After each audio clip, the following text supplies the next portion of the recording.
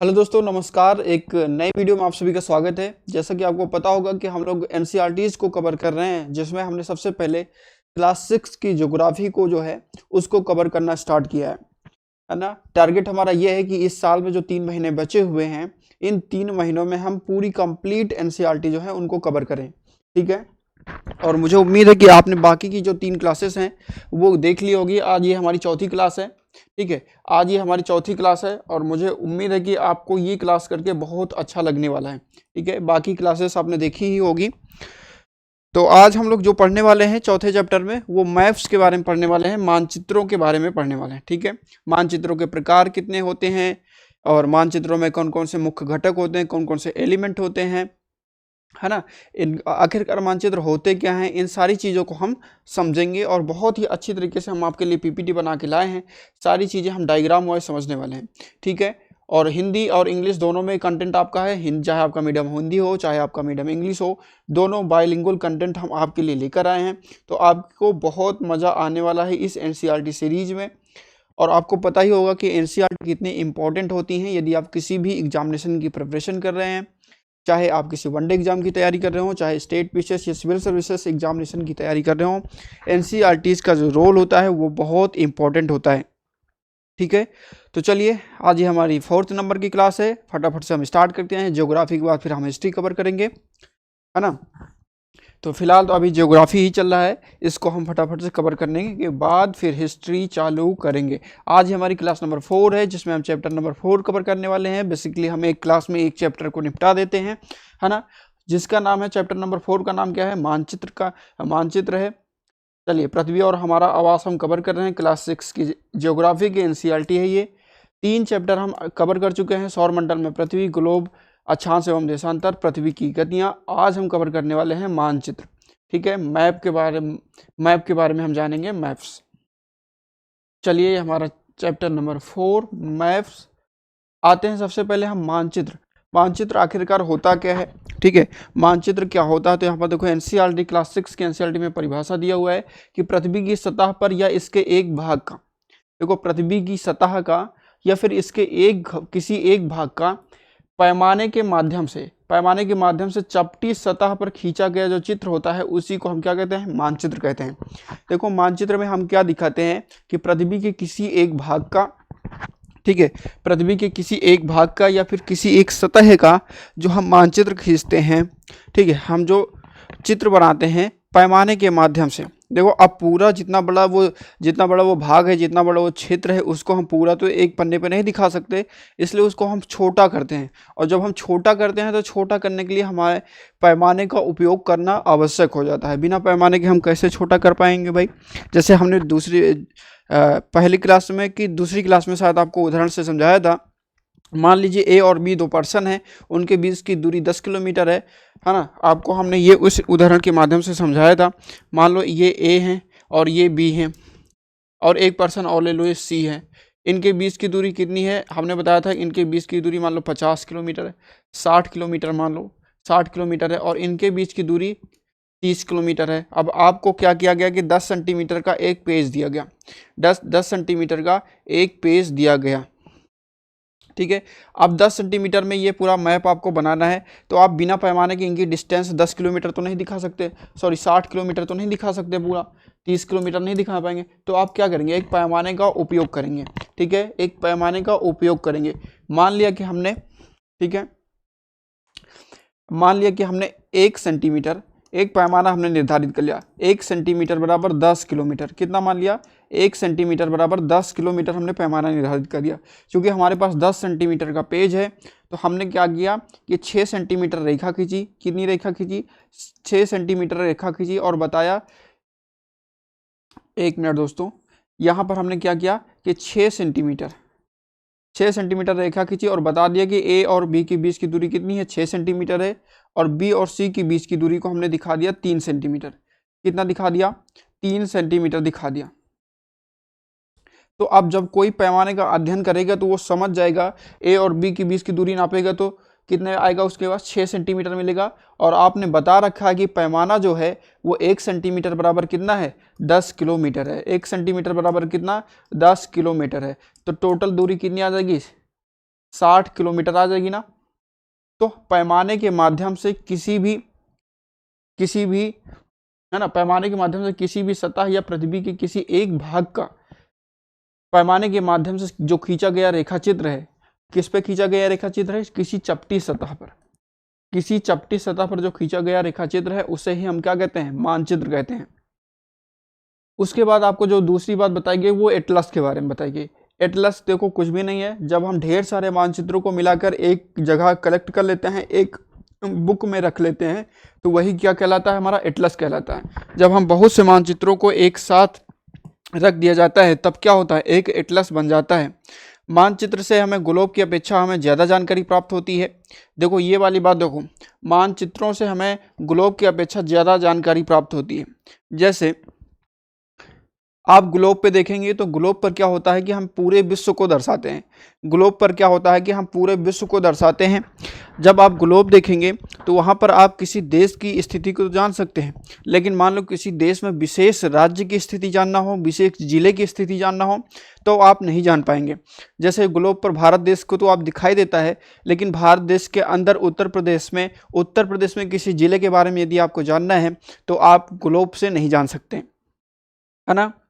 तो जब हम विशेष जानकारी की ज़रूरत होती है, हमें डिटेल में जानकारी, बहुत सारी जानकारियाँ हमें जाननी होती हैं किसी स्पेसिफिक जगह के बारे में, तब हम मानचित्रों की सहायता से ही जान सकते हैं। इसलिए हमें क्या होता है कि ग्लोब की अपेक्षा हमें मानचित्रों से बहुत अधिक जानकारी प्राप्त होती है ना। जैसे भारत के बारे में हम ग्लोब से कितनी बातें जान सकते हैं, बहुत उसका अक्षांश और देशांतरी विस्तार जान सकते हैं, है ना, बहुत ज़्यादा उसकी राजधानी जान सकते हैं, थोड़ी बहुत उसमें मेंशन है तो। लेकिन जब हमें भारत के बारे में बहुत सारी चीज़ें जानना हो, भारत की जलवायु कैसी है, भारत में कितने राज्य हैं, कितने राज्यों के अंदर कितने ज़िले हैं, है ना, वनों का वितरण कैसा है, वर्षा का वितरण कैसा है, जब इतनी ढेर सारी जानकारी हमें इकट्ठी करनी हो तब ग्लोब जो है वहाँ पर हमारी सहायता नहीं कर सकते, तो फिर हमें मानचित्रों का सहारा लेना पड़ता है। तो वही कह रहा है कि मानचित्रों से हमें ग्लोब की अपेक्षा जो है ज़्यादा जानकारी प्राप्त होती है। अब मानचित्र विभिन्न प्रकार के होते हैं। अब क्या होते हैं, मानचित्र विभिन्न प्रकार के होते हैं, चलिए हम एक एक प्रकार को जानेंगे। तो बेसिकली मानचित्र आप समझिए कि मानचित्र होते क्या हैं, किसी चपटी सतह पर पैमाने के माध्यम से खींचा गया, ठीक है, किसी भूभाग का या फिर किसी जगह का किसी चपटी सतह पर पैमाने के माध्यम से खींचा गया जो रेखा चित्र है वही क्या होता है, मानचित्र होता है। ठीक है, मानचित्र जब ढेर सारे मानचित्रों को मिला के रखते हैं तो एटलस बन जाता है। मानचित्र कई प्रकार के होते हैं। जैसे पहला बात करें तो भौतिक मानचित्र। पहला मानचित्र कौन सा होता है, भौतिक मानचित्र। आपकी क्लास 6 के एनसीईआरटी में दिया हुआ है। भौतिक मानचित्र कौन से होते हैं, देखो पृथ्वी के जो भी प्राकृतिक संसाधन हैं, जो भी प्राकृतिक आकृतियां हैं, उनको दर्शाने के लिए जब हम मैप का उपयोग करते हैं, जिस मानचित्र का हम उपयोग करते हैं उसको हम भौतिक मानचित्र कहते हैं। क्या कहते हैं, उसको हम भौतिक मानचित्र कहते हैं, फिजिकल मैप कहते हैं। इतनी बात आप समझ गए। यहाँ पर हमने इंग्लिश वाला आपको नहीं बताया। इंग्लिश में देखो, a map is a representation और a drawing of the earth surface और a part of it's drawn on the flat surface according to the scale. Scale के अकॉर्डिंग जब हम किसी सरफेस पे क्या करते हैं, एक ड्राइंग बनाते हैं। ठीक है, तो वही क्या है, एक मैप है। When many maps are put together we get it an atlas. जब हम मेनी मैप्स जो होते हैं उनको एक टुगेदर पुट करते हैं, साथ रखते हैं, तो हमें क्या प्राप्त होता है, हमें एटलस प्राप्त होता है। मैप्स प्रोवाइड मोर इन्फॉर्मेशन, देखो maps provide more information than a globe. एक ग्लोब की अपेक्षा हमें क्या होते हैं, मैप ज़्यादा इन्फॉर्मेशन प्रदान करते हैं। तो फिजिकल मानचित्र की हम बात कर रहे थे, है ना। जैसे देखो फिजिकल मानचित्र प्राकृतिक जो आकृतियाँ होती हैं, जो भी प्राकृतिक संसाधन है उनको दर्शाने के लिए हम क्या उपयोग करते हैं, फिजिकल मानचित्र का उपयोग करते हैं। ठीक है, जैसे पर्वतों, पठारों, मैदानों, नदियों तथा महासागरों इत्यादि को दर्शाने के लिए हम जिस मानचित्र का उपयोग करते हैं उसे हम भौतिक या उच्चावच मानचित्र कहते हैं। उसे हम भौतिक या फिर उच्चावच मानचित्र कहते हैं। इंग्लिश में देखेंगे फिजिकल मैप क्या होता है, map showing natural features of the earth such as mountains, plates, plains, rivers, oceans etcetera are called physical और रिलीफ मैप। क्या कहलाते हैं, फिजिकल और रिलीफ मैप कहलाते हैं। ठीक है, इतनी बात समझ गए। देखो बेसिकली सिंपल सी बात है, जब हम फिजिकल भौतिक चीज़ों को ठीक है, हम भौतिक चीज़ों को दर्शा रहे होंगे, ठीक है, हम भौतिक चीज़ों को दर्शा रहे होंगे, या कहें फिर हम जो नेचुरल चीज़ें हैं उनको हम जब दर्शा रहे होंगे मैप पर, तो वो क्या कहलाएंगे, हमारे फिजिकल मैप कहलाएगा, ठीक है, भौतिक मानचित्र कहलाएगा।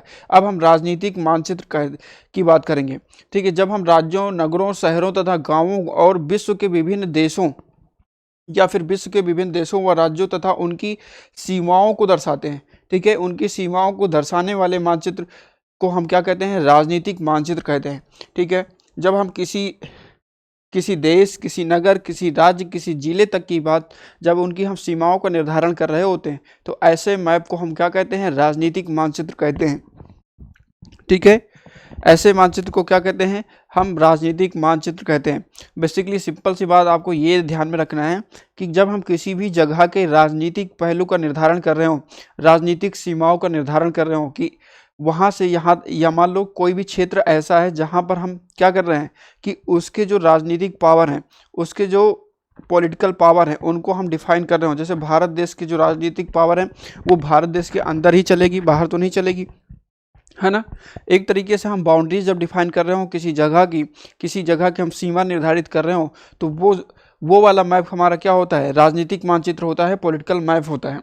पॉलिटिकल मैप की बात करें तो map showing cities, towns and villages and different countries and states of the world with their boundaries, ठीक है। आपने जब उनके बाउंड्रीज के साथ हम शो करते हैं आर कार्ड पॉलिटिकल मैप, तो हमें क्या प्राप्त होता है, पॉलिटिकल मैप प्राप्त होता है। पॉलिटिकल मैप में हम इन सारी चीज़ों को बना रहे होते हैं, इन सारी चीज़ों को हम रिप्रेजेंट कर रहे होते हैं। आगे हम देखेंगे थीमेटिक मानचित्र, ये हमारा तीसरा मानचित्र है, थीमेटिक मानचित्र। अब देखो थीमेटिक मानचित्र में क्या होता है कि कुछ ऐसे मानचित्र होते हैं जो हमें विशेष जानकारियाँ प्रदान करते हैं, जैसे सड़कों का मानचित्र, है ना। मान लो उत्तर प्रदेश की विभिन्न सड़कों का जब मानचित्र हम बनाते हैं, उत्तर प्रदेश के विभिन्न नहरों का मानचित्र बनाएंगे, विभिन्न नदियों का मानचित्र बनाएंगे, तो वो जो विशेष जानकारी हमें प्राप्त करते हैं जिन जो मानचित्र, उनको हम क्या कहते हैं, उनको हम थीमेटिक मानचित्र कहते हैं। क्या कहते हैं दोस्तों, थीमेटिक मानचित्र कहते हैं। जैसे वर्षा मानचित्र हो गया, वन मानचित्र हो गया, उद्योगों आदि के वितरण को दर्शाने वाले मानचित्र हो गए, तो ऐसे मानचित्र हमारे क्या कहलाते हैं, थीमेटिक मानचित्र कहलाते हैं, ठीक है। ये बात आपको ध्यान में रखनी है। तो बेसिकली मानचित्र तीन प्रकार के होते हैं, भौतिक मानचित्र, राजनीतिक मानचित्र और थीमेटिक मानचित्र, ठीक है। फिजिकल मैप, पॉलिटिकल मैप और थीमेटिक मैप। इन मानचित्रों में दी गई सूचना के आधार पर, देखो मानचित्रों में जो दी गई सूचना होती है, मानचित्रों में जो दी गई सूचना होते हैं उन्हीं के आधार पर हम उनका नामकरण करते हैं। जैसे किसी राज्य या किसी देश की सीमाओं के बारे में बताया गया है तो उनका नामकरण हम क्या करेंगे, भौतिक मानचित्र। किसी, है ना, कोई प्राकृतिक आकृति जैसे नदी, पहाड़, पर्वत, पठारों इत्यादि के बारे में बताया गया है ना, तो उसको हम क्या कहेंगे, फिजिकल मैप कहेंगे, ठीक है। जब हम किसी विशेष जानकारी किसी मैप में दी गई है, जैसे किसी विशेष स्टेट में वर्षा का वितरण, वृक्षों के या फिर वनों का वितरण, है ना, सड़कों का मानचित्र, वहाँ पर दी गई सारी नदियों का वितरण, तो इस प्रकार के मानचित्र को हम क्या कहेंगे, इस प्रकार के मानचित्र जो हमें विशेष सूचना देते हैं उस प्रकार के मानचित्र का जो हम नामकरण करते हैं उसको हम क्या कहते हैं, थीमेटिक मानचित्र कहते हैं, ठीक है। अब मानचित्र के देखो तीन घटक होते हैं, स्पेशली मानचित्र में आपको सिर्फ तीन चीज़ें देखने को मिलेगी। पहला, मानचित्र में कोई ना कोई आपको प्रतीक देखने को मिलेगा, सिंबल देखने को मिलेगा। दूसरा, मानचित्र में आपको पैमाने के माध्यम से दूरी देखने को मिलेगी। और तीसरा, प्रतीक हो गया, सिंबल हो गया, पैमाना हो गया, और तीसरा हो गया दिशा, ठीक है। ये तीन चीज आपको मैप में देखने को मिलती हैं। भाई किसी मानचित्र से आप क्या जानकारी इकट्ठा कर सकते हैं, आप इतनी ही जानकारी बता सकते हैं कि वो कौन सी चीज़ है। आप सिंबल के माध्यम से, है ना, जैसे नदियों का सिंबल बना दिया जाता है, महासागरों का सिंबल बना दिया गया, मंदिर, मस्जिद, चर्चाघर, है ना, गिरजाघर, चर्च जिसको कहते हैं, तो इन सभी के सिंबल मैप में दिखा दिए जाते हैं। उनके बीच की आपको पैमाने के माध्यम से दूरी बता दी जाएगी और किस डायरेक्शन में है, किस दिशा में है, ये बता दिया जाएगा। तो बेसिकली यही तीन इन्फॉर्मेशन है जो आपको मैप के माध्यम से मिलती हैं। तो यहाँ पर वही बात कही गई कि मानचित्र के स्पेशली कितने घटक होते हैं, दूरी होता है, दिशा होता है और प्रतीक होते हैं। तो स्पेशली इसके तीन घटक होते हैं। कितने घटक होते हैं, तीन। अब आइए एक एक करके हम बात करते हैं। तो सबसे पहले हम जब दूरी की बात करते हैं तो मानचित्रों में जो दूरी का उपयोग किया जाता है वो एक पैमाने के माध्यम से किया जाता है। ठीक है। पैमाना क्या होते हैं? तो पैमाना देखो बेसिकली ये होते हैं कि जो वास्तविक दूरी होती है किसी किन्हीं दो जगहों को लेकर के, जो उनकी वास्तविक दूरी होती है और जो मैप पर आपको दूरी दिखाई जाती है, उनके बीच का जो अनुपात होता है, उनके बीच का जो रेशियो होता है, वही क्या होता है? वही हमारा पैमाना होता है। ठीक है, हाँ, वही क्या होता है? हमारा पैमाना। देखो पैमाने को थोड़ा समझ लो। जैसे हमने कहा आपसे कि मान लो यहाँ पर हमने कहा ए बी सी, वही उदाहरण हम लेते हैं आपसे, यहाँ पर हम दिखा दें आपको, जो हमने अभी डायग्राम बनाया था यहीं पे चलते हैं। देखो हमने ये उदाहरण आपको बताया था कि ए बी और सी के बीच की दूरी हमने आपको दिखाई दी, और हमने ये एक मैप बनाया था छोटा सा। इस मैप पे हमने बताया था कि ए से बी के बीच की जो दूरी है वो 6 सेंटीमीटर है, और बी से और सी की जो बीच की दूरी है वो कितनी? 3 सेंटीमीटर है। तो पैमाना बेसिकली क्या होते हैं? ठीक है, पैमाना बेसिकली क्या होते हैं कि वास्तविक दूरी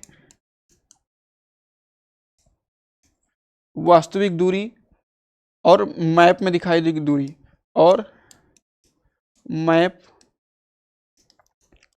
में दी गई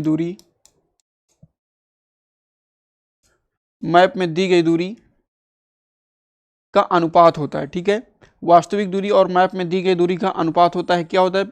अनुपात। अब जैसे देखो हमें पैमाना यहाँ पर देखो 1 सेंटीमीटर बराबर 10 किलोमीटर है। हमें पैमाना मान लो नहीं पता कि कितना है, लेकिन हमें वास्तविक दूरी पता है और मैप पर जो दी गई दूरी है वो पता है, तब हम पैमाना निकाल सकते हैं। मान लो ये पैमाना हमें नहीं पता कितना पैमाना है, लेकिन हमें वास्तविक दूरी पता है कि वास्तविक दूरी कितना है? 60 किलोमीटर। तो हमने यहाँ पर रखा, ठीक है, हमने यहाँ पर क्या किया कि वास्तविक दूरी कितना रखा? 60 किलोमीटर रखा। और पैमाने पे दी गई दूरी कितनी थी? पैमाने पे दी गई दूरी 6 सेंटीमीटर थी, तो हमने यहाँ पर 6 रख दिया। ठीक है, तो 6 से काट दो, 6 का नम 6, 6 दहम्मा 60, तो ऊपर कितना आ गया? 10 किलोमीटर आ गया। तो ये हमारा पैमाना निकल के आ गया। यही क्या है? हमारा पैमाना है। तो समझ गए अब पैमाना क्या होता है? वास्तविक दूरी और मैप पर दी गई दूरी का अनुपात होता है। ठीक है, चलिए हम लोग आगे बढ़ते हैं। तो बेसिकली हमें मैप पर 3 ही चीज़ें देखने को मिलती हैं, दूरी, सिंबल्स है ना, प्रतीक, और दिशा, है ना, ये तीनों चीज़ें होती है। तो पैमाना स्थल पर वास्तविक दूरी तथा मानचित्र पर दिखाई गई दूरी के बीच का अनुपात होता है। जब बड़े क्षेत्रफल वाले भागों जैसे महाद्वीपों, देशों को कागज पर दिखाना होता है, तब हम लोग छोटे पैमाने का उपयोग करते हैं। देखो ये बड़ा इंपॉर्टेंट बात है। देखो छोटे पैमाने वाले मानचित्र, बड़े पैमाने वाले मानचित्र क्या होते हैं? जब हम बहुत बड़ी दूरी को पैमाने के माध्यम से किसी मैप पर दिखाते हैं, तो वो छोटे पैमाने वाला मानचित्र कहलाता है। क्या कहलाता है? वो छोटे पैमाने वाला मानचित्र कहलाता है। ठीक है, जैसे महासागर हो गए, महाद्वीप हो गए, ठीक है, महासागर हो गए, महाद्वीप हो गए, कोई देश हो गया। जब बहुत बड़े भागों, ठीक है, बहुत बड़े क्षेत्रफल वाले भागों को हम दर्शा रहे होते हैं, कागज पर दिखाना होता है, तब हम लोग छोटे पैमाने का उपयोग करते हैं। कैसे पैमाने का उपयोग करते हैं? छोटे पैमाने का उपयोग करते हैं। जैसे उदाहरण के लिए हम देखें तो मानचित्र पर 5 सेंटीमीटर स्थल के 500 किलोमीटर को दर्शाया जाता है। ठीक है, उदाहरण के लिए देखें तो मानचित्र पर 5 सेंटीमीटर स्थल के 500 किलोमीटर को दर्शाता है, तो इसको हम छोटे पैमाने वाला मानचित्र कहते हैं। ठीक है, बात समझ में आ गई? देखो 500 किलोमीटर, देखो छोटे और बड़े पैमाने का कंसेप्ट क्या है, थोड़ा सा देख लो उसको, है ना। अभी इससे क्वेश्चन पूछे जाते हैं। ठीक है, इससे क्वेश्चन पूछे जाते हैं। जब हमने कहा आपको कि 1000 किलोमीटर, है ना, हमने कहा 1000 किलोमीटर को हमें पैमाने पे दिखाना हो, तो हमने बताया कि मान लो ए और बी के बीच की दूरी 1000 किलोमीटर है। कितना? 1000 किलोमीटर। लेकिन हमने एक पेज पर पैमाने के माध्यम से कितना दिखाया? ए और बी के बीच की दूरी जो है 10 सेंटीमीटर है। कितना? 10 सेंटीमीटर। अब 10 सेंटीमीटर है तो 1 सेंटीमीटर कितना बार? 1 सेंटीमीटर बराबर पैमाना हमें क्या लेना होगा भाई? इसी को 10 से डिवाइड कर दो, 1 0 से 1 0 कट जाएगा। मतलब 1 सेंटीमीटर बराबर 100 किलोमीटर हमें दिखाना होगा। 1 सेंटीमीटर बराबर कितना? 100 किलोमीटर हमें दिखाना होगा। लेकिन हमने कहा कि 1 किलोमीटर, ठीक है, हमने कहा कि 1 किलोमीटर, एक ए और बी के बीच ही दूसरा हम लेते हैं उदाहरण, ठीक है, दूसरा हम उदाहरण लेते हैं। हमने कहा ए और बी के बीच की दूरी कितनी है, 1 किलोमीटर। जब हम इसे पैमाने पर दिखा रहे होंगे, तब हमने कहा कि ए और बी के बीच की दूरी जो है कितनी है, 10 सेंटीमीटर। हमने इसमें भी 10 सेंटीमीटर ही दिखाया, लेकिन इस बार पैमाना क्या माना भाई, 1 किलोमीटर में कितने मीटर होते हैं, 1000 मीटर होते हैं, 1000 मीटर होते हैं। ठीक है, तो इसमें हमने 1 सेंटीमीटर बराबर कितना माना, 10 मीटर मान लिया। ठीक है, 1 सेंटीमीटर बराबर 100 मीटर मानना होगा भाई, है ना, तब हमारा पैमाना बनेगा। कितना मान लिया हमने, 100 मीटर मान लिया। तो अब यहाँ पर देखो, जो कंसेप्ट आपको समझना है वो ये है कि ये वाला जो मैप होगा हमारा, इसको हम कहेंगे बड़े पैमाने का मानचित्र। क्या कहेंगे, बड़े पैमाने का मानचित्र कहेंगे। राइट, इतनी बात समझ गए, बड़े पैमाने का मानचित्र।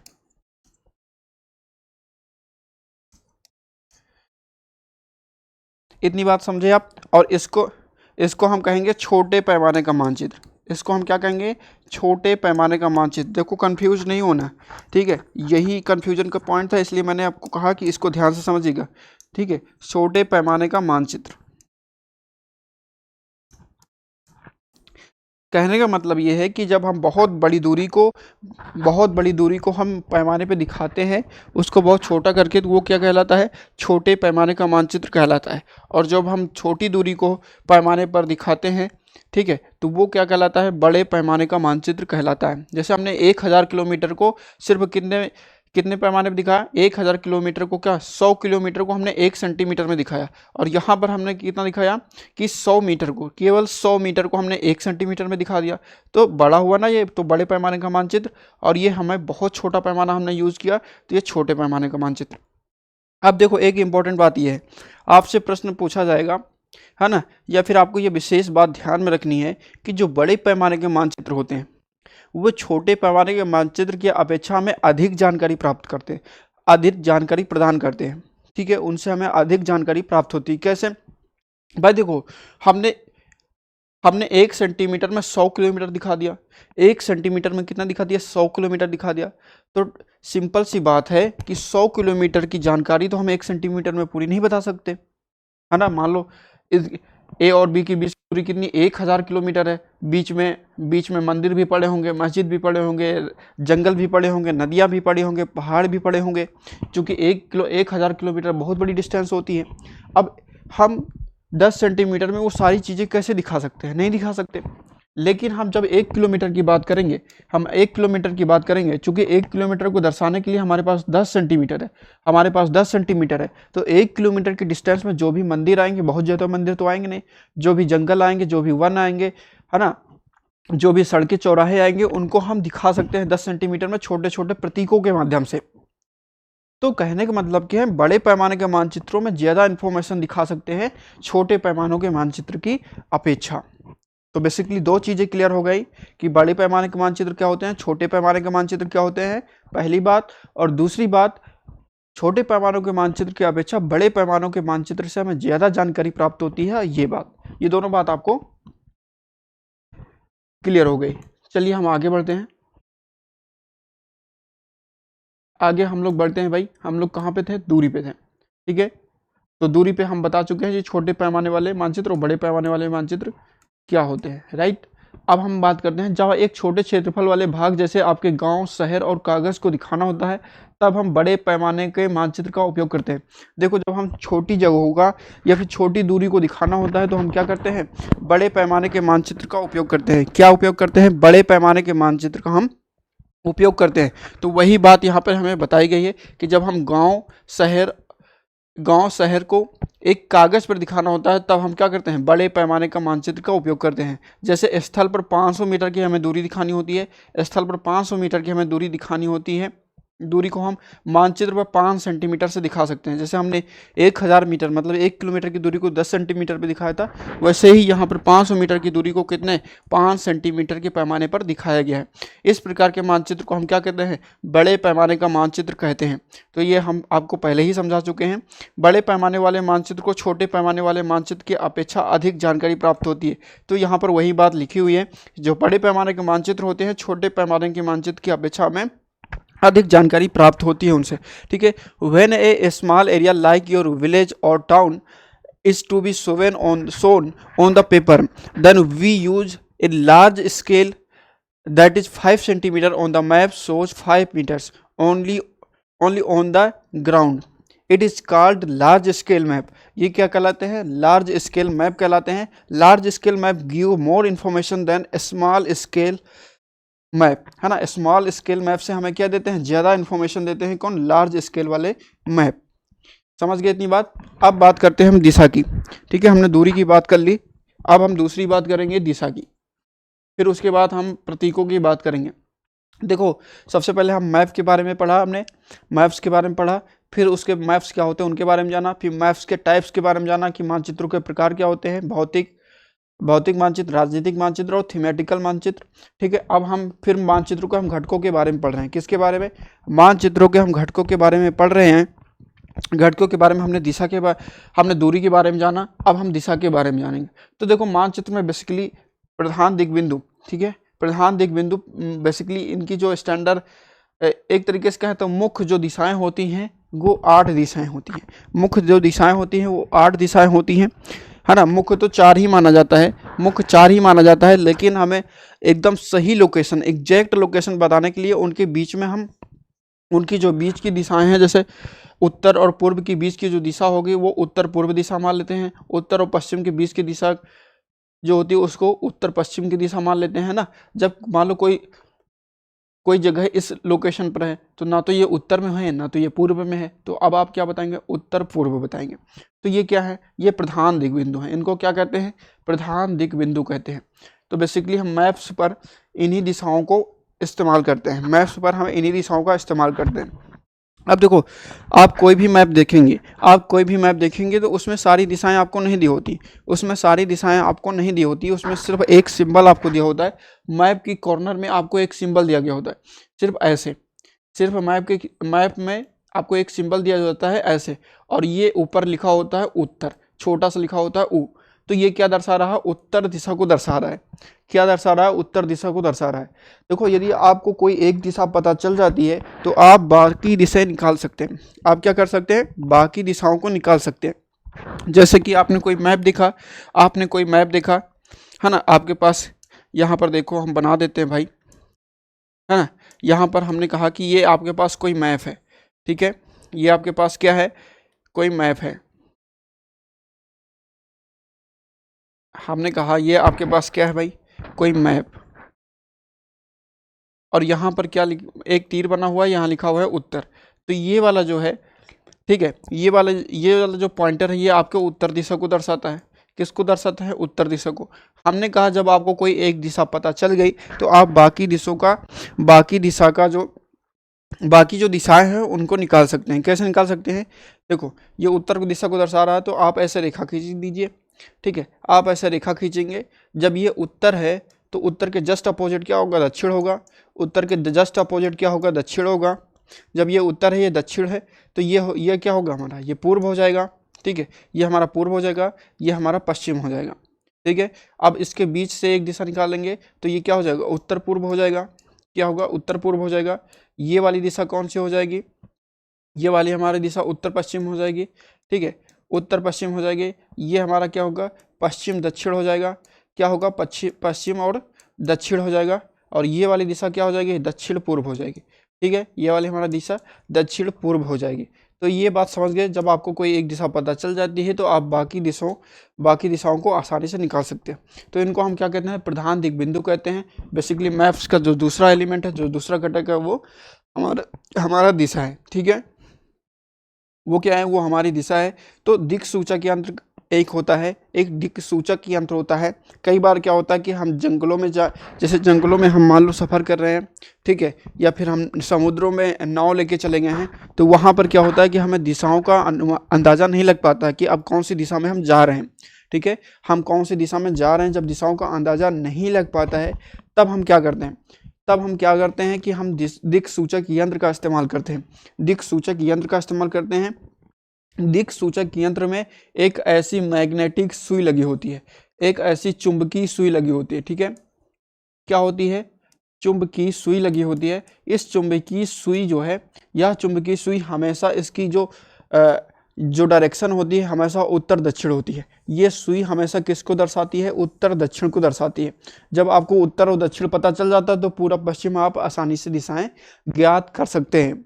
ठीक है, तो जो दिक् सूचक यंत्र होता है उसकी जो मैग्नेटिक सुई होती है वो हमेशा कौन कौन सी दिशाओं को दर्शाती है? उत्तर और दक्षिण। ठीक है, उत्तर और दक्षिण दिशा को दर्शाती है। जब दो दिशाएं पता चलेंगे तो बाकी दिशाएं तो हमें आसानी से पता ही चल जाएंगी। ठीक है, अब हम बात करते हैं प्रतीकों के बारे में। देखो ये बड़ा इंपॉर्टेंट फैक्टर है ना। प्रतीकों के बारे में हम बात करेंगे। हालांकि इंपॉर्टेंट तो तीनों घटक हैं, मुख्य ये तीनों घटक ही मैप में इस्तेमाल किए जाते हैं। मानचित्र की एक विश्वव्यापी भाषा होती है। ठीक है, मानचित्र जो है उसकी एक विश्वव्यापी भाषा होती है। जैसे कि जो सिंबल हम मैप में भारत में यूज करेंगे वही सिंबल आपको वर्ल्ड की सारी कंट्रीज में देखने को मिलेगा। ऐसा नहीं कि हम कोई दूसरा सिंबल यूज कर रहे हैं, है ना, हम कोई दूसरा सिंबल यूज कर रहे हैं और दूसरे देश के लोग कोई दूसरा सिंबल यूज कर रहे हैं, तो ऐसा नहीं है। मानचित्रों की क्या है? एक विश्वव्यापी भाषा है और उन पर एक सहमति बनी हुई है। ठीक है, जिसे आसानी से समझा जा सके। इन प्रतीकों के उपयोग के संबंध में अंतर्राष्ट्रीय सहमति है। इन प्रतीकों के उपयोग के संबंध में क्या है? अंतर्राष्ट्रीय सहमति है। इनको हम रूढ़ प्रतीक कहते हैं। क्या कहते हैं? इनको हम रूढ़ प्रतीक कहते हैं। कन्वेंशनल सिंबल, क्या कहते हैं इनको? हम कन्वेंशनल सिंबल कहते हैं। Maps have a universal language. Maps के पास क्या है? यूनिवर्सल लैंग्वेज है that can be understand by all, जिसे आसानी से सभी के द्वारा समझा जा सकता है। There is an international agreement regarding the use of symbols. Symbols के यूज के लिए क्या है? इंटरनेशनल एग्रीमेंट है। ठीक है, सिंबल्स के यूज के लिए क्या है? इंटरनेशनल एग्रीमेंट है। Regarding the use of these symbols, these are called conventional symbol. These are called conventional symbol. ये क्या कहलाते हैं? कन्वेंशनल सिंबल कहलाते हैं। Various colour are used for the same purpose. तो यहाँ पर देखो विभिन्न रंगों का उपयोग भी इसी उद्देश्य से किया जाता है। देखो जैसे पहले इसको हम देख लेते हैं। जैसे सामान्यतः हम नीले रंग का जो इस्तेमाल करते हैं वो जलाशयों के लिए करते हैं। ठीक है, नीले रंग का इस्तेमाल हम किसके लिए करते हैं? जलाशयों के लिए करते हैं। ठीक है, भूरे रंग का इस्तेमाल हम पर्वतों के लिए करते हैं। भूरे रंग का इस्तेमाल हम किसके लिए? पर्वतों के लिए करते हैं। और पीले रंग का इस्तेमाल हम हमेशा पठारों के लिए करते हैं। किसके लिए करते हैं? पठारों के लिए करते हैं। और हरे रंग का इस्तेमाल हम किसके लिए? मैदानों को दर्शाने के लिए करते हैं। ठीक है, मैदानों को दर्शाने के लिए करते हैं। तो ये अंतर्राष्ट्रीय सहमति बनी हुई है कि जब हम हरे रंग का उपयोग कर रहे होंगे तो हरा रंग मैदानों को ही दर्शा रहा होगा। ऐसा नहीं है कि मान लो हम रूस का मैप देख रहे हैं या फिर यूएस का मैप देख रहे हैं, अमेरिका का मैप देख रहे हैं, तो वहाँ हरा रंग किसी और चीज़ को दर्शा रहा है। ऐसा नहीं, एक अंतर्राष्ट्रीय सहमति है कि जो रंग जिस चीज़ को दर्शाता है आप वही चीज़ वही कलर मतलब उसमें रिप्रेजेंट करेंगे मैप्स में। तो ये एक अंतर्राष्ट्रीय सहमति बनी हुई है और प्रतीकों को लेकर एक अंतर्राष्ट्रीय सहमति बनी हुई है। ठीक है ना। मानचित्रों की क्या होती है? एक विश्वव्यापी भाषा होती है। मानचित्रों की एक विश्वव्यापी भाषा होती है। Various colour are used for same purpose, है ना। ढेर सारे कलर एकदम सेम पर्पस के लिए इस्तेमाल किए जाते हैं। For example generally blue is used for showing water. Blue किसके लिए? वाटर के लिए, वाटर बॉडीज के लिए इस्तेमाल किया जाता है। ब्राउन जो है, ब्राउन ये माउंटेन्स के लिए इस्तेमाल किया जाता है। जबकि येलो जो है हमारा प्लेटो के लिए इस्तेमाल किया जाता है। ठीक है, और ग्रीन जो है यूज्ड फॉर प्लेन्स। ग्रीन जो है यूज्ड फॉर प्लेन्स मतलब बेसिकली हरे भरे मैदानों को दर्शाने के लिए यूज किया जाता है। ठीक है, इतनी बात आप समझिए। अब हम आगे बढ़ते हैं, कुछ सिंबल्स देखते हैं। ठीक है, आगे हम कुछ सिंबल्स देखते हैं जिनका मैप्स में इस्तेमाल होता है। ठीक है, रेलवे लाइन का सिंबल ये होता है। जब हम रेलवे लाइन की बात करते हैं तो रेलवे लाइन की सिंबल ये होता है। बेसिकली जब बड़ी रेलवे लाइन होती है तो ऐसे दर्शाते हैं। ठीक है, जब मीटर लाइन होती है तो मीटर लाइन को हम ऐसे दर्शाते हैं। ठीक है, रेलवे स्टेशन का सिंबल ये होता है। ऐसे एक पटरी बनी होती है, नीचे RS लिखा होता है। R का मतलब रेलवे और S का मतलब स्टेशन। ठीक है, तो रेलवे स्टेशन का सिंबल ये होता है। पक्की सड़कों को हम ऐसे दर्शाते हैं। ठीक है, पक्की सड़कों को दिखाने के लिए हम इस प्रतीक का इस्तेमाल करते हैं और कच्ची सड़कों को दर्शाने के लिए हम ऐसे वाला प्रतीक का इस्तेमाल करते हैं। ठीक है, इतनी बात समझिए। जब हम सीमाओं को दर्शा रहे होते हैं तो अंतर्राष्ट्रीय सीमाओं को हम थोड़ा सा डार्क लाइन से दर्शाते हैं। उससे कम जब राज्य की सीमाओं को थोड़ा सा उससे और पतली लाइन से दर्शाते हैं। जब हम जिलों की सीमा को दर्शा रहे होते हैं तो उससे और कम पतली लाइन को इस्तेमाल करते हैं और इसमें बीच में डॉट का इस्तेमाल नहीं करते हैं। ठीक है, तो ये कुछ सिंबल्स हैं। जैसे ये नदियों को दर्शा रहा है, कुआं को दर्शाने का सिंबल ये है, ये तालाबों को दर्शाता है, ये नहर को दर्शाता है, और ये नहर पे बनी पुलों को दर्शाता है। क्या? ये नहरों या फिर नदियों पे बनी पुल को दर्शाता है ये सिंबल। ठीक है, मंदिर को ऐसे सिंबल से दर्शाया जाता है। ठीक है, गिरजाघर या चर्च को ऐसे दर्शाया जाता है, मस्जिद को ऐसे दर्शाया जाता है, और छतरी का सिंबल ये होता है। पोस्ट ऑफिस को पीओ लिख दिया जाता है। ठीक है, पोस्ट टेलीग्राफ को पीटीओ, और पीएस को पुलिस स्टेशन दर्शाता है। ठीक है, जब हमें पुलिस स्टेशन दर्शाना होता है तो उसको बेसिकली हम पीएस लिख देते हैं। जैसे कोई बस्ती को हमें दिखाना है तो हम ये सिंबल का इस्तेमाल करते हैं, और जब हमें किसी कब्रिस्तान को दिखाना है तो हम ऐसा सिंबल इस्तेमाल करते हैं मैप्स में। ठीक है, जब हमें पेड़ दिखाने होते हैं तो ऐसे सिंबल, और जब हमें घास के मैदान दिखाने होते हैं तो ऐसा सिंबल हम इस्तेमाल करते हैं। तो ये कुछ मतलब यूनिवर्सल जो सार्वभौमिक सम्मति से जो सिंबल बनाए गए हैं, पूरा ये विश्वव्यापी सिंबल हैं, है ना, जिनका इस्तेमाल हम किस में करते हैं? मानचित्रों में करते हैं, मैप में करते हैं। राइट, इतनी बात आप समझ गए। अब हम बात करते हैं रेखा चित्रों की। तो अभी तक हमने क्या पढ़ा है? अभी तक हमने मानचित्रों के बारे में जाना, मानचित्रों के प्रकार के बारे में जाना, मानचित्रों के घटकों के बारे में जाना। अब हम रेखा चित्र देखेंगे, जिसको इंग्लिश में हम क्या कहते हैं? इंग्लिश में हम स्केच कहते हैं। क्या कहते हैं इंग्लिश में? स्केच। तो रेखा चित्र एक आरेखण है जो बिना पैमाने पर, ठीक है, पैमाने पर आधारित ना होकर याददाश्त और स्थानीय प्रेक्षण पर आधारित होता है। जैसे आप मान लो, आपका दोस्त जो है आपके घर कभी नहीं आया, अब क्या करता है कि आप देखो, ऐसा करो कि हमें व्हाट्सएप पर एक पेज में थोड़ा सा छोटा सा मैप ड्रॉ करके बना के भेज दो, ताकि मैं उस मैप के सहारे तुम्हारे घर मिलने तुमसे चला आऊँ। तो आपने क्या किया कि आपने एक छोटा सा पेज उठाया। सबसे पहले आपने बताया कि आप यहाँ पर खड़े हो, है ना, आपके लेफ्ट साइड थोड़ी दूरी पर एक एटीएम है, फिर उसके बाद एक बैंक मिल जाएगा आपको। ठीक है, फिर उसके बाद एक चौराहा मिलेगा, फिर उसके बाद सीधे आप चले आओगे तो हमारे घर पहुंच जाओगे। तो आपने पैमाने का इस्तेमाल नहीं किया। ठीक है, आपने पैमाने का इस्तेमाल नहीं किया, आपने अपनी याददाश्त का इस्तेमाल किया, और लगभग एक अंदाज़ा करके बता दिया कि लगभग इतनी दूरी है। ठीक है, तो ऐसे रेखाचित्र, ऐसे मानचित्र, या फिर ऐसा आरेखण जो पैमाने पर आधारित ना होकर याददाश्त और स्थानीय प्रेक्षण। भाई, स्थानीय प्रेक्षण का मतलब क्या है कि आपने वो जगह देख रखी है, आपको पूरा रास्ता याद है। पूरा रास्ता क्या है? आपको याद है, तो आपने याददाश्त के सहारे पर आपने वो प्रेक्षण किया है, स्थानीय आपने पूरा देखा है, उसका प्रेक्षण किया है, तब आपको सारी चीज़ें याद है ना। उसी याददाश्त के सहारे से आप क्या कर रहे हैं? एक रेखाचित्र या फिर एक आरेखण बना रहे हैं। ठीक है, तो ये इनमें किसी पैमाने का इसको बनाने के लिए आपको पैमाने की आवश्यकता नहीं होती है। कभी कभी किसी क्षेत्र के एक कच्चे आरेखण की आवश्यकता वहाँ के एक स्थान को दूसरे स्थान के सापेक्ष दिखाने के लिए होता है। इस प्रकार के कच्चे आरेख को हम क्या कहते हैं? इस प्रकार के कच्चे आरेख को बिना पैमाने की सहायता से खींचा जाता है, तथा इसे हम रेखाचित्र मानचित्र कहते हैं। इसे हम क्या कहते हैं? रेखाचित्र मानचित्र कहते हैं। तो समझ गए रेखाचित्र मानचित्र क्या होता है ना। जब कोई आरेखण हम बिना किसी पैमाने पर, ठीक है, बिना किसी पैमाने पर एक कच्चा आरेखण करते हैं, एक स्थान को दूसरे स्थान के सापेक्ष से दिखाते हैं, है ना। एक स्थान को दूसरे स्थान के सापेक्ष से दिखाने का मतलब क्या है? आप अपने घर का एड्रेस बता रहे हैं, तो आप किसके सापेक्ष दिखा रहे हैं? आपने कहा कि एटीएम भाई शर्मा जी के घर के बगल में हमारा घर है, तो आपने क्या किया कि एक सापेक्ष बनाया शर्मा जी का घर, कि शर्मा जी के सापेक्ष हमारा घर जो है उनके बगल में है। ठीक है ना। तो वही बात यहाँ पर है कि किसी स्थान के सापेक्ष दूसरा स्थान हम दिखाते हैं। तो ऐसे ऐसे आरेख को क्या कहते हैं? हम रेखाचित्र मानचित्र कहते हैं। A sketch is a drawing mainly based on the memory, ठीक है, mainly based on the memory and spot observation and not to scale. ठीक है, sometimes a rough drawing is required of an area to tell where a particular place is located with respect to other place, such as rough drawing is drawn without scale and is called a sketch map। ये क्या कहलाता है? Sketch map कहलाता है। तो ये बात समझ में आ गई आपको कि स्केच मैप क्या होता है। खाका की बात करें तो खाका बेसिकली किसी पर्टिकुलर एकदम बिल्कुल स्पेसिफिक फील्ड को लेकर जो मैप ड्रॉ किए जाते हैं उनको हम खाका कहते हैं। उनको हम क्या कहते हैं? उनको हम खाका कहते हैं। ठीक है, जैसे आपको अपना घर बनवाना है, तो आपके पास थोड़ी सी ज़मीन है। ठीक है, उस थोड़ी सी ज़मीन में क्या करना है आपको, घर बनवाना है तो उसका आप एक स्केच बनवाते हैं, एक खाका बनवाते हैं, ठीक है, एक तरीके से जो नक्शा कहते हैं, ठीक है। आप एक नक्शा बनवाएंगे कि यहाँ पर कमरे की लंबाई इतनी होगी, 10 बाई 10 का रूम होगा, किचन यहाँ पर होगा, बाथरूम वहाँ पे होगा, लैट्रिन वहाँ पे होगा।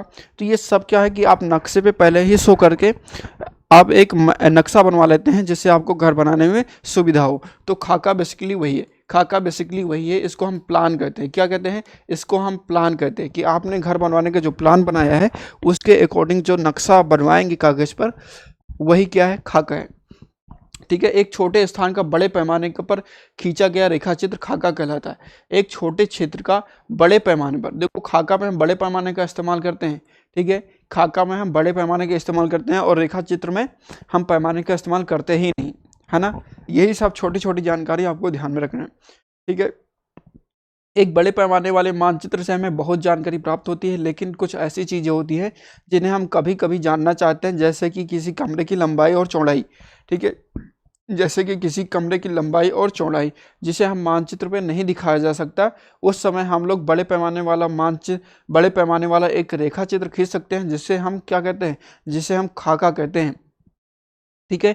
ए plan is a drawing, a plan is a drawing of a small area on the large scale, ठीक है। प्लेन क्या है, प्लेन एक ड्राइंग है ऑफ ए स्मॉल एरिया, है ना, एक छोटे से एरिया का, ऑन एक लार्ज स्केल, एक बड़े पैमाने पर। A large scale map gives A lots of information, but there are certain things which we may sometimes want to know. For example, the length and breadth of a room which cannot be shown in the map, ठीक है। At that time we can draw to scale called a plane, ठीक है। इतनी बात आपको समझ में आ गई कि खाका क्या होता है। हम आगे बढ़ते हैं, अब अभ्यास प्रश्न की ओर हम बढ़ेंगे, ठीक है। कुछ इंपॉर्टेंट क्वेश्चन है जो हर एनसीईआरटी की चैप्टर में, एनसीईआरटी के सभी चैप्टर के पीछे दिए होते हैं। तो हम पूरा चैप्टर अच्छे से समझने के बाद, कंसेप्ट अच्छे से क्लियर करने के बाद, सबसे पहले हम रिवीजन करते हैं, रिवीजन करने के बाद फिर हम एक्सरसाइज सॉल्व करते हैं। यही हमारा पूरा प्रोसेस रहता है ना। तो फटाफट से भाई हम रिवीजन कर लेते हैं, फटाफट से हम 5 मिनट के अंदर पूरा रिवीजन करेंगे। सबसे पहले हमने आपको बताया कि आज हम चैप्टर नंबर 4 कवर करने वाले हैं, जिसका नाम क्या है, मानचित्र है, जिसका नाम क्या है, मानचित्र है, ठीक है। मानचित्र में हमने सबसे पहले आपको बताया कि मानचित्र आखिरकार होते क्या हैं। तो मानचित्र पृथ्वी की सतह पर या इसके किसी एक भाग का पैमाने के माध्यम से चपटी सतह पर जो खींचा गया चित्र है, उसे ही हम क्या कहते हैं, मानचित्र कहते हैं। जब बहुत सारे मानचित्रों को हम मिलाकर एक जगह रखते हैं तो हमारा क्या बन जाता है, एटलस बन जाता है। जब हम बहुत सारे मानचित्र को मिला के एक जगह रखते हैं तो क्या होता है, एटलस बन जाता है। फिर हमने आपको बताया कि जो मानचित्र होते हैं वो ग्लोब की अपेक्षा हमें ज़्यादा जानकारी प्रदान करते हैं, ठीक है। वो क्या होते हैं, ग्लोब की अपेक्षा हमें ज़्यादा जानकारी प्रदान करते हैं, उनसे हमें ज़्यादा जानकारी मिलती है मानचित्रों से। मानचित्र विभिन्न प्रकार के होते हैं, जैसे सबसे पहले हमने आपको बताया कि मानचित्र जो है, भौतिक मानचित्र के बारे में हमने आपको बताया था कि पृथ्वी की प्राकृतिक आकृतियों, जैसे पर्वतों हो गए, पठार हो गए, मैदान हो गए, नदियों हो गए, है ना, महासागर हो गए, इत्यादि को दर्शाने के लिए जो हम जिन मानचित्रों को हम उपयोग करते हैं उन्हें हम भौतिक या उच्चावच मानचित्र कहते हैं, उन्हें हम भौतिक या उच्चावच मानचित्र कहते हैं, ठीक है। फिजिकल मैप, ये फिजिकल और रिलीफ मैप क्या कहते हैं, फिजिकल और रिलीफ मैप कहते हैं। फिर हमने आपको पॉलिटिकल मैप के बारे में बताया। पॉलिटिकल मैप में हम बेसिकली किसी जगह की सीमाओं का निर्धारण करते हैं, ठीक है, जैसे किसी देश की सीमा का, किसी राज्यों की सीमा का, नगरों की सीमा का, शहरों की सीमा का, गाँवों की सीमा का, है ना, या फिर किसी गांव के सीमाओं को दर्शाने के लिए जिस मानचित्र का हम उपयोग करते हैं उसे हम राजनीतिक मानचित्र कहते हैं। उसे हम क्या कहते हैं, उसे हम राजनीतिक मानचित्र कहते हैं। इतनी बात समझ गई। फिर हमने थीमेटिक मानचित्र के बारे में आपको बताया। फिर हमने क्या बताया आपको, थीमेटिक मानचित्र के बारे में बताया। कुछ मानचित्र विशेष जानकारियाँ प्रदान करते हैं, कुछ मानचित्र जो है वो विशेष जानकारियाँ प्रदान करते हैं, जैसे सड़क मानचित्र, वर्षा का, जैसे हमें सड़कों के बारे में दिखाना हुआ, है ना, किसी जिले की सारी सड़कों का मानचित्र हमें बनाना हुआ, किसी जिले में जो वर्षावन है, जो नदियां हैं, जो तालाब हैं, इत्यादि को दर्शाना हुआ। तो मतलब एक पर्टिकुलर क्षेत्र की जब हम स्पेसिफिक जानकारी, किसी विशेष जानकारी को दिखाते हैं तो ऐसे मानचित्र को हम थीमेटिक मानचित्र कहते हैं, ठीक है। थीमेटिक मानचित्र हमें विशेष जानकारियां प्रदान करते हैं, ठीक है, जैसे सड़कों का वितरण, वर्षा का मानचित्र, वन तथा उद्योगों आदि के वितरण को दर्शाने वाले मानचित्र, ठीक है, इत्यादि। इस प्रकार के मानचित्र को हम क्या कहते हैं, थीमेटिक मानचित्र कहते हैं। इन मानचित्रों में दी गई सूचना के आधार पर, देखो मानचित्रों में दी गई सूचना के आधार पर ही हम उनका नामकरण करते हैं। मानचित्रों में दी गई सूचना के आधार पर क्या करते हैं, उनका उचित नामकरण करते हैं। जैसे पर्वतों, पठारों एवं मैदानों का वितरण दिखाया गया है ना, किसी देश के या फिर पूरे विश्व के पर्वतों, पठारों, मैदानों इत्यादि का, महासागरों इत्यादि का जो है वो वितरण दिखाया गया है।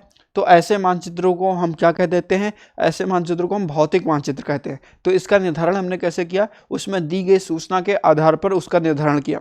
यदि किसी राज्य, किसी देश, किसी शहर, किसी गांव, कस्बे का जो सीमाएं हैं उनको दिखाया गया है, सीमाओं को दिखाया गया है, तो उसको हम क्या कहते हैं, उसको हम राजनीतिक मानचित्र कहते हैं, पॉलिटिकल मैप कहते हैं। तो हमने कैसे पता किया कि ये राजनीतिक मानचित्र है या फिर ये जो है भौतिक मानचित्र है या फिर ये थीमेटिक मानचित्र है, तो उसमें दी गई सूचनाओं के आधार पे हमने ये पता किया। ठीक है, मानचित्र के बेसिकली 3 घटक होते हैं, दूरी होती है, दिशा होती है और प्रतीक होता है। ठीक है, दूरी के लिए हम क्या इस्तेमाल करते हैं, पैमाने का इस्तेमाल करते हैं।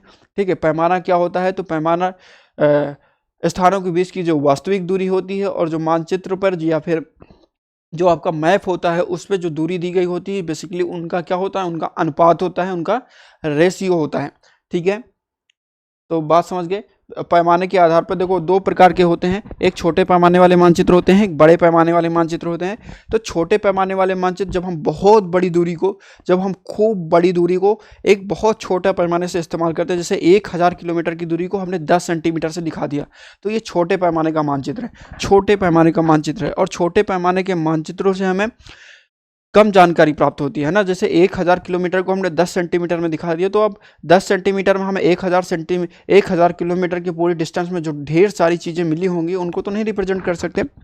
लेकिन हम जब 100 मीटर की दूरी को, हम केवल 100 मीटर की दूरी को 10 सेंटीमीटर में दिखा रहे होते हैं, तो वो बड़े पैमाने का मानचित्र कहलाता है। अब 100 मीटर की दूरी में जितनी भी चीज़ें आएंगी, जितने घर आएंगे, उनको हम 10 सेंटीमीटर में सिंबल्स और प्रतीक की सहायता से दिखा सकते हैं कि भाई 100 मीटर की दूरी पर हमें एक मंदिर मिला, हमें एक चौराहा मिला, है ना, बता सकते हैं बड़े आराम से 10 सेंटीमीटर में सिंबल्स के माध्यम से हम दिखा सकते हैं। ठीक है, तो कहने का अभिप्राय यह है कि छोटे पैमानों के मानचित्र की अपेक्षा में बड़े पैमाने वाले मानचित्र से ज़्यादा इन्फॉर्मेशन मिलती है, ज़्यादा जानकारी मिलती। ठीक है, ये बात समझ गए।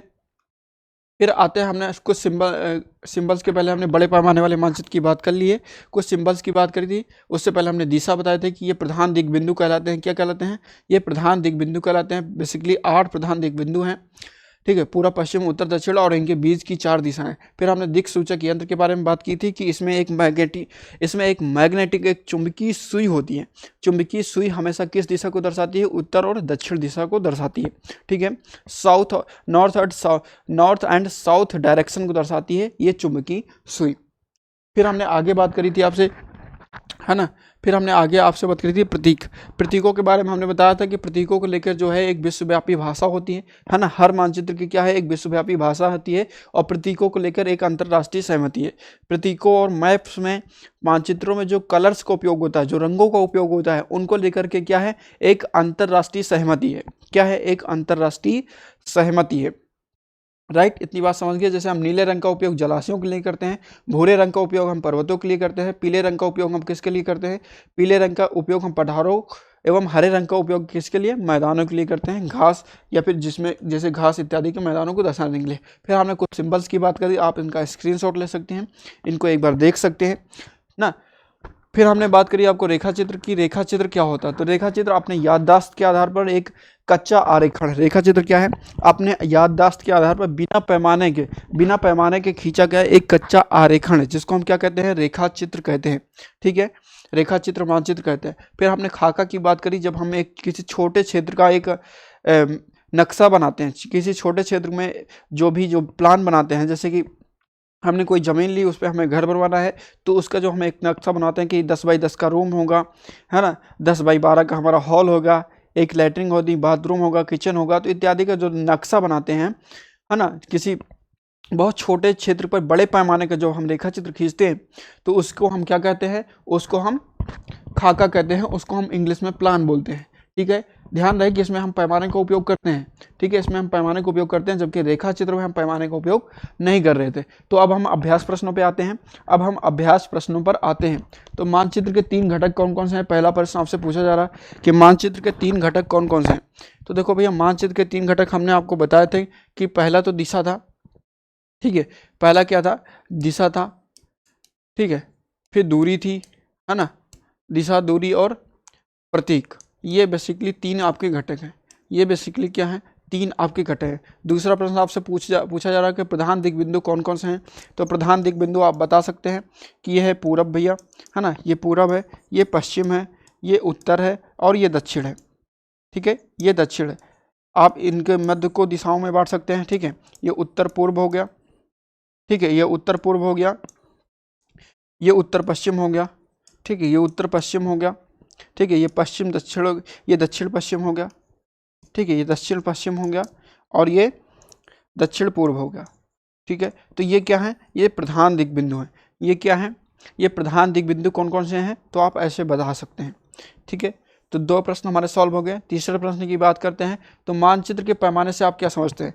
तो देखो, हमने कहा था कि मानचित्र के पैमाने को हमने बहुत अच्छे से आपको उदाहरण से समझाया था कि मानचित्र का पैमाना क्या होता है कि स्थानों के बीच की वास्तविक दूरी तथा मानचित्र पर दिखाए गए मानचित्र पर जो दूरी दिखाई गई उनके बीच का अनुपात होता है। ठीक है, स्थानों के बीच की वास्तविक दूरी और मानचित्र पर दिखाई गई दूरी का जो अनुपात है उसे ही हम क्या कहते हैं, उसे ही पैमाना कहते हैं। ठीक है, ग्लोब की अपेक्षा मानचित्र अधिक सहायक होते हैं। क्यों अधिक सहायक? इसलिए होते हैं क्योंकि ग्लोब की अपेक्षा मानचित्रों से हमें अधिक जानकारी प्राप्त होती है। ठीक है, ग्लोब की अपेक्षा मानचित्रों से जो है हमें अधिक जानकारी प्राप्त होती है, इसलिए क्या होते हैं, मानचित्र ज़्यादा सहायक होते हैं। मानचित्र एवं खाका के बीच अंतर बताइए। मानचित्र जो है एवं खाका के बीच अंतर बताइए। तो देखो, मानचित्र में जो है हम बड़े पैमाने, एक तरीके से कह सकते हैं कि हम छोटे पैमाने का उपयोग करते हैं। मानचित्र में जो है हम छोटे पैमाने का उपयोग करते हैं। जैसे हमें भारत का मानचित्र बनाना है तो उसमें हम बहुत छोटे पैमाने का उपयोग करेंगे, क्योंकि हम बहुत बड़ी दूरी को बहुत छोटी पेज पर दिखाने जा रहे हैं, तो उसमें क्या करेंगे, हम छोटे पैमाने का उपयोग करेंगे। जबकि खाका में हम बहुत बड़े पैमाने का उपयोग करते हैं। जैसे किसी घर का हमें खाका बनाना है, तो खाका मान लो 20 बाई 40 का प्लॉट ही है, 20 बाई 40 का प्लॉट है, तो उसमें हम सारी चीज़ें दिखा सकते हैं कि रूम की लंबाई कितनी है, किचन की लंबाई कितनी है, हॉल कितना बड़ा है, ये सारी जानकारी हम दिखा सकते हैं। तो यही अंतर है कि इसमें हम बड़े पैमाने का उपयोग करते हैं और इसमें हम छोटे पैमाने का उपयोग करते हैं। हम कह सकते हैं कि खाका जो है हमें ज़्यादा जानकारी प्रदान करते हैं, जबकि मानचित्र अपेक्षाकृत हमें कम जानकारी प्रदान करते हैं। ठीक है, कौन सा मानचित्र विस्तृत जानकारी प्रदान करता है। तो बड़े पैमाने वाले मानचित्र हमें विस्तृत जानकारी प्रदान करते हैं। ठीक है, बड़े पैमाने वाले मानचित्र हमें विस्तृत जानकारी प्राप्त करते हैं। ठीक है, बड़े पैमाने वाले मानचित्र जो हैं हमें विस्तृत जानकारी प्रदान करते हैं। प्रतीक किस प्रकार के मानचित्रों के अध्ययन में सहायक होते हैं। प्रतीक जो है किस प्रकार के मानचित्रों के अध्ययन में हमें हमारी सहायता करते हैं। किस प्रकार मानचित्रों के अध्ययन में हमारी सहायता करते हैं, है ना, ये प्रश्न आपसे पूछा जा रहा है। प्रतीक जो है किस प्रकार मानचित्रों के अध्ययन में हमारी सहायता करते हैं। भाई देखो, मानचित्र में जो है, अगर मानचित्र में मान लो मानचित्र में बना दिया गया कि जैसे मान लो कोई मंदिर बना दिया गया, मंदिर का सिंबल बना दिया, रेलवे लाइन का सिंबल बना दिया गया, पुलिस स्टेशन का सिंबल बना दिया गया। मानचित्र है, हम मानचित्र का जब अध्ययन कर रहे हैं तो उसमें देखा कि यार हम रास्ते में, तो इसमें पुलिस स्टेशन भी पड़ता है, इसमें रास्ते में रेस्टोरेंट भी पड़ते हैं, रास्ते में होटल्स भी हैं, है ना, और रेलवे लाइन है, रेलवे स्टेशन भी है। तो हमें एक विशेष जानकारी प्राप्त हो गई कि जब हम इस रास्ते से गुजर रहे होंगे तो हमें इतनी इतनी चीज़ें मिलेंगी। पोस्ट ऑफिस में मिल जाएगा, रेलवे स्टेशन भी मिल जाएगा, पुलिस स्टेशन भी मिलेगा, होटल्स भी मिलेंगे जिसमें हम रुक सकते हैं। ठीक है, यदि हमारे साथ कोई दुर्घटना हो गई तो हम पुलिस स्टेशन पे कंप्लेंट कर सकते हैं। तो हमें ज़्यादा से ज़्यादा इन्फॉर्मेशन मिल जाती है सिंबल्स की सहायता से। ठीक है, प्रतीक हमें ज़्यादा जानकारी प्रदान करने में हमारी सहायता करते हैं। ठीक है, प्रतीक जो है हमें ज़्यादा से ज़्यादा जानकारी हमें प्रदान करने में एक तरीके से सहायता प्रदान करते हैं, हम ऐसा कह सकते हैं। तो अब हम ऑब्जेक्टिव प्रश्न पे आते हैं। कुछ ऑब्जेक्टिव प्रश्न दिए गए हैं कि वृक्षों के वितरण को दिखाने वाले मानचित्र, है ना, कौन से मानचित्रों में हम वृक्षों के वितरण को दिखाएंगे। तो हमने बताया था कि जब हम किसी स्पेसिफिक जानकारी को, किसी विशेष जानकारी को हम दर्शाते हैं तो वो वाले मानचित्र कौन से कहलाते हैं, थीमेटिक मानचित्र कहलाते हैं। तो ऑप्शन नंबर हमारा खास सही रहेगा। नीले रंग का इस्तेमाल हम जलाशयों के लिए करते हैं। नीले रंग का इस्तेमाल हम किसके लिए करते हैं, जलाशयों के लिए करते हैं। मैदानों के लिए हम हरे रंग का इस्तेमाल करते हैं। ठीक है, मैदानों के लिए किसका उपयोग करते हैं, हम हरे रंग का उपयोग करते हैं। ठीक है। और पर्वतों के लिए हम भूरे रंग का इस्तेमाल करते हैं। किसका करते हैं? पर्वतों के लिए हम भूरे रंग का इस्तेमाल करते हैं। आगे हमने बताया था दिक् सूचक का उपयोग किसके लिए किया जाता है? तो दिशाओं का पता लगाने के लिए किया जाता है। ठीक है। ऑप्शन नंबर हमारा खास सही रहेगा, पैमाना आवश्यक है। किसके लिए? तो पैमाना मानचित्रों के लिए आवश्यक है। रेखा चित्र में पैमाने की आवश्यकता नहीं होती है, ये एक कच्चा आरेखण होता है। ठीक है। प्रतीकों के लिए तो बिल्कुल नहीं है ना, मानचित्रों के लिए क्या होता है? पैमाना आवश्यक होता है। तो आज की क्लास बस यहीं तक। जैसा कि हम हर क्लास के एंड में आपको कुछ ना कुछ लाइनें सुनाते हैं, तो आज की जो लाइनें हैं बहुत ही ऊर्जावान हैं, बहुत ही अच्छी लाइनें हैं, ध्यान से सुनिएगा। लाइनें कुछ इस प्रकार हैं कि सफ़र में धूप तो होगी, सफ़र में धूप तो होगी, जो चल सको तो चलो, सभी हैं भीड़ में, तुम भी निकल सको तो चलो। सफ़र में धूप तो होगी, जो चल सको तो चलो, सभी हैं यहाँ भीड़ में, तुम भी निकल सको तो चलो। किसी के वास्ते राहें कहाँ बदलती हैं, किसी के वास्ते राहें कहाँ बदलती हैं, तुम अपने आप को खुद ही बदल सको तो चलो, तुम अपने आप को खुद ही बदल सको तो चलो। यहाँ किसी को कोई रास्ता नहीं देता, मुझे गिरा कर अगर तुम खुद संभल सको तो चलो। कहीं नहीं कोई सूरज, धुआं धुआं है फजा, कहीं नहीं कोई सूरज, धुआं धुआं है फजा, खुद अपने आप से बाहर निकल सको तो चलो, खुद अपने आप से बाहर निकल सको तो चलो। यही है ज़िंदगी, कुछ ख्वाब, कुछ चंद उम्मीदें, अगर इन्हीं खिलौने से तुम भी बहल सको तो चलो। तो इन्हीं पंक्तियों के साथ आज की इस क्लास को हम समाप्त करते हैं। मुझे उम्मीद है कि आपको ये पूरी क्लास अच्छी लगी होगी और ये पंक्तियाँ भी आपको काफ़ी मोटिवेट करेंगी। ठीक है। तो आज की क्लास में बस इतना ही। यदि आपके मन में कोई कन्फ्यूजन है, कोई डाउट है, तो आप हमें कमेंट करके बता सकते हैं। बाकी मिलते हैं आपसे नेक्स्ट वीडियो में। तब तक के लिए आप सभी अपना ख्याल रखिए, पढ़ते रहिए,